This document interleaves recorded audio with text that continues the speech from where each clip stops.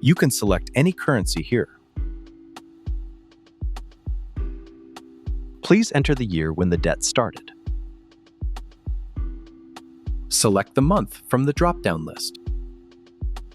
Select the repayment method from the drop-down. Enter the monthly extra payment amount here. Enter all of your debts into this table along with the required details. You can easily add new debts at any time, or clear the existing list and create a completely new one whenever needed. This is the Dashboard tab. It is fully automated with built-in formulas and provides a complete overview of your debt payoff progress. The dashboard supports up to 25 individual debts and is dynamically linked to the data entered in the Setup tab, ensuring all calculations and charts update automatically. This debt table is automatically sorted based on the repayment method selected in the Setup tab. In this example, the Snowball method is selected, so the debts are arranged by balance, with the smallest debt given the highest repayment priority.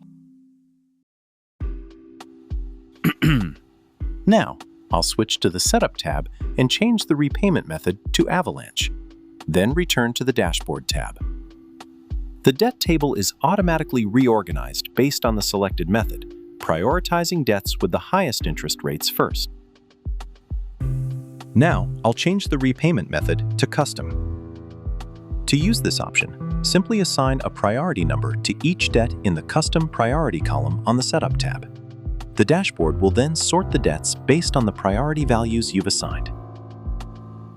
After returning to the Dashboard tab, you can see that the debt table has been reorganized according to the custom priority. If you have additional funds available in any month, simply enter the extra amount in the Extra Payment column on the Dashboard tab. The template will automatically apply the additional payment and recalculate your debt payoff schedule accordingly.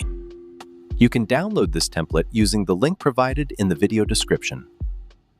If you found this video helpful, please consider subscribing to the channel for more Excel templates, tutorials, and productivity tools.